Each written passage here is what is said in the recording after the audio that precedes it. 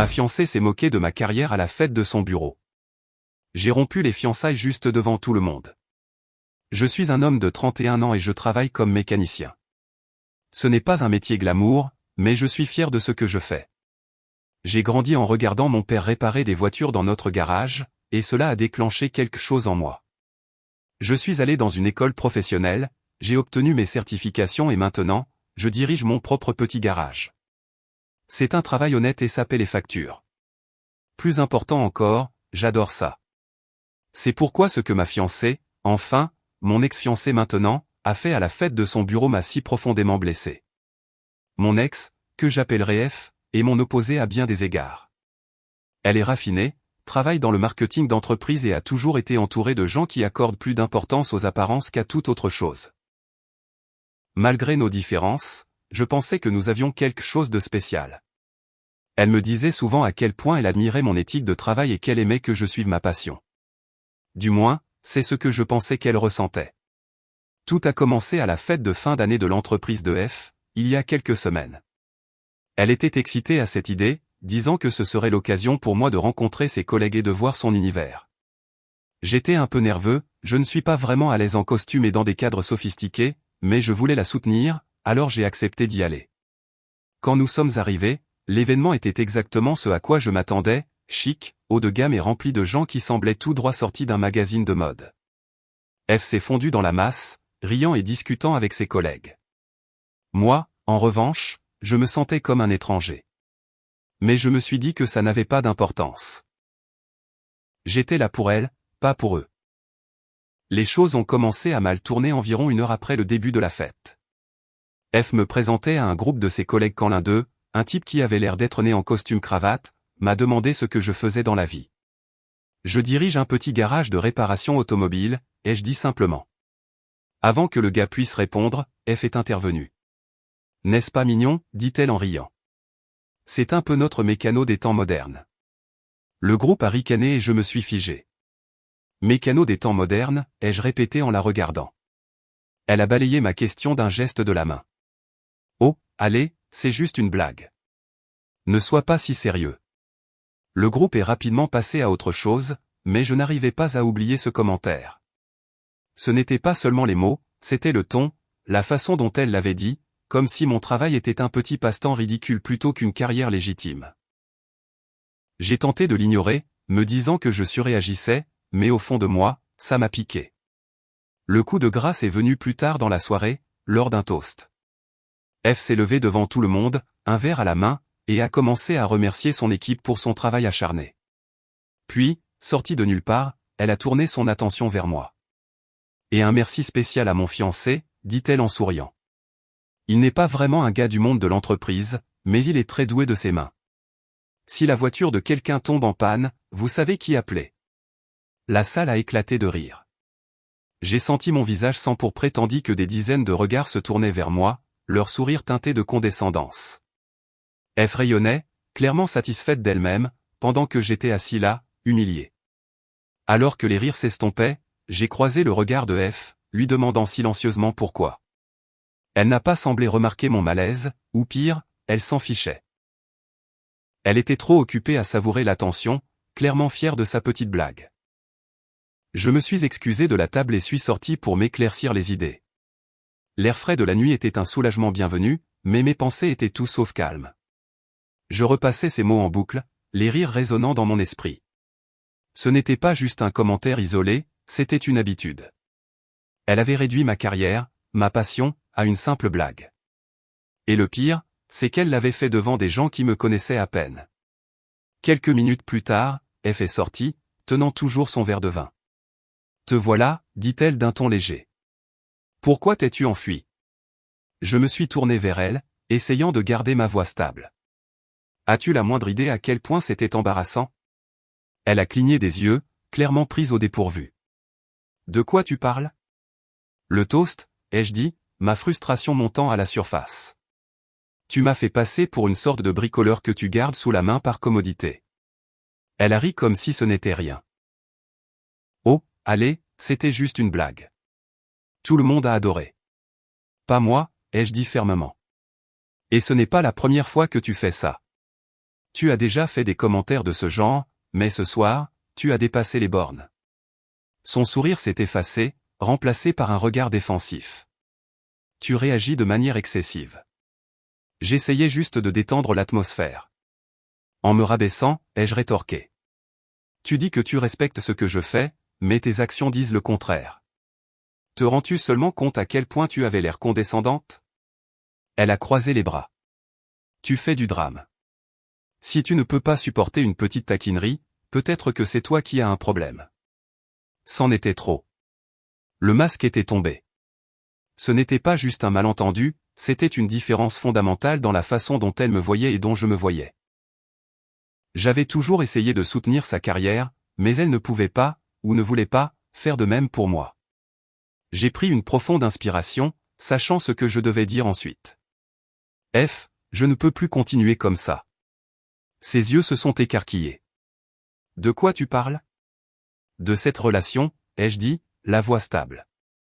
C'est fini. Elle a eu un rire nerveux. Tu ne peux pas être sérieux. Pour une blague? Tu vas vraiment tout jeter en l'air à cause d'un seul commentaire? Ce n'est pas juste un commentaire, ai-je répondu. C'est la façon dont tu me vois, dont tu m'as toujours vu. Tu ne respectes pas ce que je fais, et je ne peux pas passer ma vie avec quelqu'un qui me méprise. Elle m'a dévisagé, son expression passant de l'incrédulité à la colère. Tu es ridicule, a-t-elle lâché. Tu te crois si spécial parce que tu répares des voitures? Scoop, ce n'est pas si impressionnant. Ces mots m'ont profondément blessé, mais ils ont aussi renforcé ma décision. J'ai retiré la bague de fiançailles et l'ai placée dans sa main. Bonne chance pour trouver quelqu'un que tu respectes vraiment, ai-je dit avant de retourner à l'intérieur.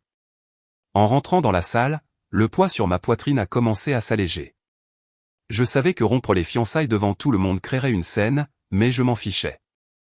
Je méritais mieux que d'être traité comme une blague, surtout par quelqu'un qui prétendait m'aimer. Quand je suis retourné à la table, j'ai calmement pris mon manteau et me suis préparé à partir. F est arrivé en courant derrière moi, visiblement troublée. « Attends, tu vas vraiment faire tout un spectacle » a-t-elle sifflé, essayant de garder sa voix basse. « Tu as fait ça toute seule » ai-je répondu, gardant un ton calme. « Profite bien du reste de ta soirée. » Les gens autour de nous commençaient à remarquer la tension. Je pouvais voir des regards curieux et des conversations chuchotées, mais je ne me suis pas arrêté. F a attrapé mon bras une dernière fois, sa voix maintenant désespérée. « S'il te plaît, parlons-en. Tu prends tout ça de manière démesurée. » Je me suis tourné vers elle, la regardant dans les yeux.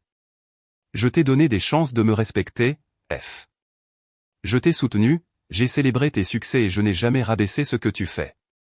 Mais tu n'as pas pu faire de même pour moi. Ce n'est pas quelque chose dont je peux discuter. C'est ce que tu es. » Sur ce, je suis sorti de la fête, la laissant là, debout, avec la bague de fiançailles toujours dans sa main. Le trajet de retour a été silencieux, mes émotions un mélange de soulagement et de frustration persistante. J'ai repassé les événements de la soirée dans ma tête, me demandant si j'avais pris la bonne décision. Mais chaque fois que je pensais à ses commentaires, à la façon dédaigneuse dont elle parlait de ma carrière, je savais que j'avais fait ce qui était le mieux pour moi. Au cours des jours suivants, les retombées ont commencé. Des amis communs ont commencé à appeler et à envoyer des SMS, demandant ce qui s'était passé. Apparemment, F n'avait pas perdu de temps pour raconter sa version de l'histoire. Il est tellement peu sûr de lui, a-t-elle écrit dans une discussion de groupe. Je plaisantais et il n'a pas supporté. Qu'iront des fiançailles pour un toast? J'ai choisi de ne pas répondre. Les gens qui comptaient connaissaient la vérité, et je n'allais pas m'abaisser à son niveau. Mais quand un ami m'a envoyé des captures d'écran de ses plaintes sur les réseaux sociaux, j'ai réalisé qu'elle n'allait pas s'arrêter. Elle me dépeignait comme contrôlant et trop sensible, affirmant qu'elle avait échappé belle. C'est à ce moment-là que j'ai décidé qu'il était temps de reprendre le contrôle du récit. J'ai contacté les personnes qui étaient à la fête, amis, collègues, même de simples connaissances, et j'ai calmement expliqué ma version de l'histoire. Je leur ai parlé des dénigrements constants, du manque de respect, et comment la fête n'avait été que la goutte d'eau. La plupart d'entre eux ont été compréhensifs, et certains se sont même excusés d'avoir ri au toast. Une de ses collègues m'a envoyé un message privé en disant « Je n'ai jamais aimé la façon dont elle parlait de toi. On aurait dit qu'elle se contentait de moi. » Ça faisait mal, mais ça a aussi validé ma décision. F ne m'avait jamais vraiment accordé de valeur, ni à moi ni à mon travail, et je n'allais pas la laisser continuer à définir le récit. Ma décision de rompre les fiançailles a provoqué des remous dans nos cercles sociaux, mais je suis resté ferme. F a continué ses tentatives de me faire passer pour le méchant, mais son comportement à la fête et les histoires que d'autres partageaient sur elle en privé ont commencé à la rattraper. Un moment particulièrement satisfaisant est arrivé quand un ami commun qui avait été indécis m'a envoyé un message. J'ai parlé à quelqu'un de son bureau, a-t-il écrit. Ils ont dit qu'elle se vantait de s'être contentée de toi parce qu'elle pensait que tu serais facile à contrôler. On dirait que tu as échappé belle. J'ai vraiment échappé belle, en effet. Le moment de clôture ultime est venu quand j'ai reçu un appel de son patron. Apparemment, les ragots sur la fête étaient remontés jusqu'à la direction, et il s'inquiétait de son manque de professionnalisme. Je n'ai pas eu grand-chose à dire, juste à confirmer les faits concernant le toast et son comportement ultérieur. Le patron m'a remercié et a dit qu'il s'occuperait de cela en interne. Je ne sais pas ce qui s'est passé ensuite, mais j'ai entendu dire par des bruits de couloir que F avait été écarté pour une promotion qu'elle convoitait. Après tout, les actions ont des conséquences. Avec effort de ma vie, je me suis plongé dans le travail et les choses que j'aimais. J'ai commencé à prendre en charge des projets plus complexes au garage, j'ai amélioré certains de mes outils et j'ai même commencé à donner des cours le week-end pour les mécaniciens en herbe. Ça faisait du bien de se concentrer sur quelque chose qui m'apportait de la joie, sans jugement ni condescendance. Quant à la bague de fiançailles, je l'ai vendue et j'ai utilisé l'argent pour m'offrir des vacances bien méritées. C'était ma façon de tourner la page et d'aller de l'avant. Avec le recul, j'ai réalisé que la rupture n'était pas seulement à propos du toast, c'était à propos de ce que le toast a révélé. F ne me voyait pas comme un égal. Elle me voyait comme quelqu'un à moquer, à contrôler, à utiliser pour son propre ego. Et ça, ce n'est pas de l'amour.